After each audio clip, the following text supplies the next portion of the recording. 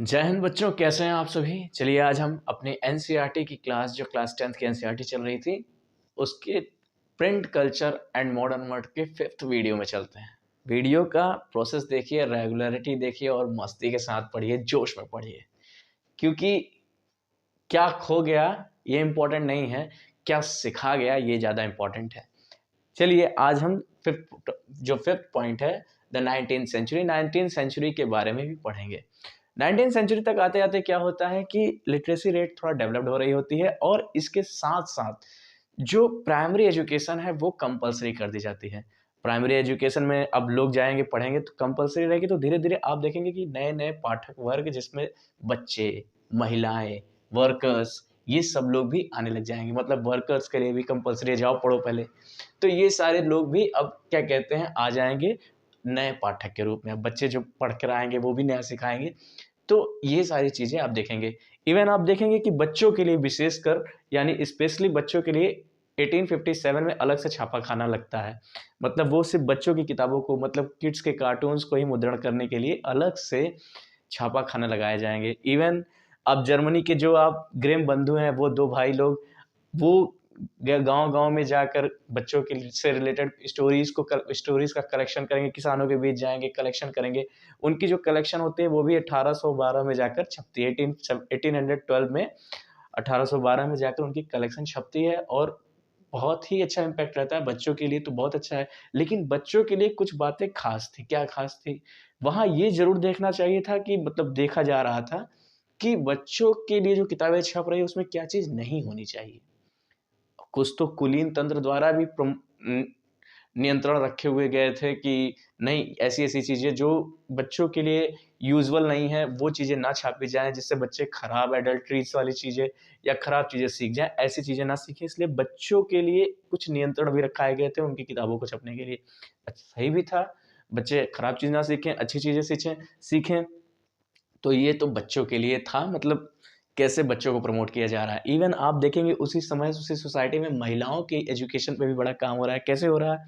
नई नई जो महिलाओं के जीवन से रिलेटेड बात लिखी जाएगी, उनकी उनके लिए जो सस्ती सस्ती किताबें, जो चैप बुक की चर्चा हमने पिछले वीडियोस में की थी, ये उनके लिए खरीदना, घर में रहकर ये खरीदना और ये पढ़ना बहुत आसान था। तो ये उनके लिए सही था, क्योंकि इसमें ज़्यादातर गृहस्थी की चीज़ें बताई जाती थी। गृहस्थ जीवन कैसे व्यतीत करना चाहिए, घर के खाना खाना वाना बनाने का, किचन से रिलेटेड चीज़ों को भी बताया जाता था, लिखा रहता था। तो इससे महिला में जो पढ़ाई लिखाई की जो क्षमता थी वो भी प्रमोट हो रही थी।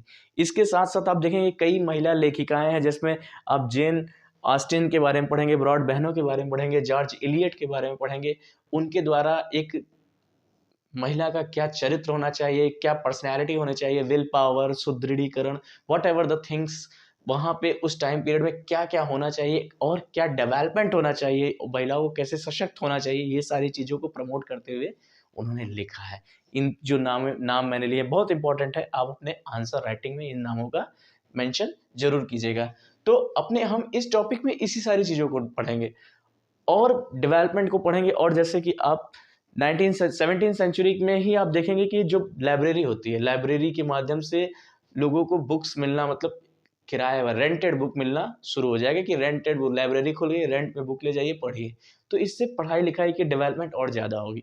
इवन 19th सेंचुरी तक इंग्लैंड में आप देखेंगे कि लाइब्रेरीज कुछ वाइट कॉलर जो एम्प्लॉयर होते हैं उनके लिए भी खोल दी जाती है, जिसमें वाइट कॉलर एम्प्लॉयर होते हैं, जो मजदूर लोग हैं, वो लोग अपने जो छुट्टी पाते हैं या खाली समय में वो जाकर पढ़ाई करते थे। पढ़ाई करेंगे अपने बारे, और कई राजनीतिक पर्चे या राजनीतिक आत्मकथाएं भी उसमें लिखा करेंगे। तो आत्मकथाओं की बहुत सारी किताबें मिली हैं। मतलब ये एजुकेशन को या पढ़ाई को कितना प्रमोट कर, ये सारी चीज़ें आप उसमें उस टाइम पीरियड में देखेंगे। आगे आप देखेंगे फर्दर इनोवेशन, यानी अपने 5.2 टॉपिक में। ये टॉपिक बहुत इंपॉर्टेंट है। प्रिंटिंग को लेकर क्या इनोवेशन हो रहे थे, हम उस इनोवेशन को भी पढ़ेंगे। जैसे कि आप देखेंगे कि न्यूयॉर्क में एक व्यक्ति हैं, रिचर्ड एम हो। उन्होंने एक power driving printing press machine डाली है, जो अब धातु से चल रही है। मतलब पावर ड्राइविंग शक्ति चालित प्रिंटिंग प्रेस मशीन है। इसके माध्यम से 1 घंटे में कम से कम 8,000 सीट निकल जाते थे प्रिंट होकर। तो अब ये टेक्नोलॉजी और डेवलप्ड होगी आने वाले टाइम पीरियड में। जैसे एक और मतलब जगह है वहाँ पर आप देखेंगे कि ऑफसेट प्रिंटिंग प्रेस डाली जाएगी। ऑफसेट प्रिंटिंग प्रेस की क्या खास बात होगी कि उसमें 6 रंगों की प्रिंटिंग होती रहेगी। ये और अच्छा तरीका है, मतलब डेवलपमेंट है, ये इनोवेशन का तरीका है। आप देखेंगे 20th सेंचुरी तक आते-आते प्रिंटिंग की ये बात हो जाएगी कि बिजली आधारित प्रिंटिंग चलने लग जाएगी, लाइट के माध्यम से प्रिंटिंग। ऐसे ही इनोवेशन होंगे और भी उसमें कुछ कागज़ से रिलेटेड इनोवेशन होंगे, लेटर से रिलेटेड इनोवेशन होंगे। तो इससे प्रिंटिंग की जो किताबों की छपने की जो कलेक्शन होंगी वो और डेवलप्ड होंगे और सरलता से, सहजता से, जल्दी से, बहुत ही जल्दी, बिना कम समय में और कम खर्चों में बहुत ज़्यादा बल्क के मात्रा में किताबें जनता तक पहुँच जाएँगी। ये बहुत इम्पोर्टेंट था और ये इनोवेशन के चैप्टर को आप जो पढ़ेंगे ये बहुत इम्पोर्टेंट है।